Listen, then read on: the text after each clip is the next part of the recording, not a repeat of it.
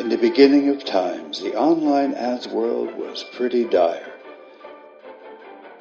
Not much happening there, isn't it?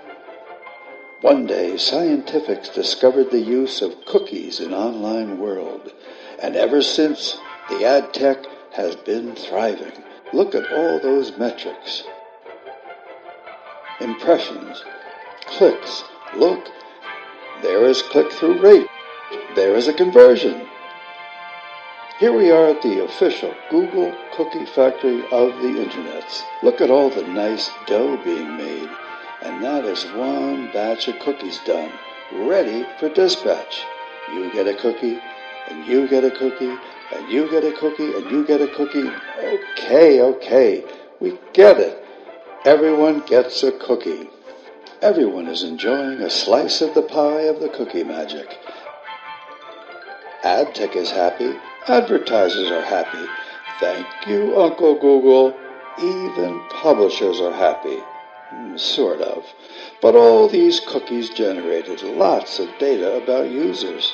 Lots and lots and lots and lots of data. So much data that people started to be concerned about privacy, and the laws were drafted to regulate the flow of data. A storm was brewing for online ads. No more cookies, said Safari. Firefox saw it was good and did the same, and powerful Chrome came and said, no more cookie factory, and wiped the production of third-party cookies. And ad tech became scared. A new kind of factory was needed. Top minds came together to create a plan, but what could it look like? They started with the basics, laying down the foundation to build upon. Nothing quite like some elbow grease and big, noisy engines to get stuff done. Look at our guys going. So much experience and enthusiasm. Nice catch, Bob. Starting to look good. Taking shape. Ooh, careful now.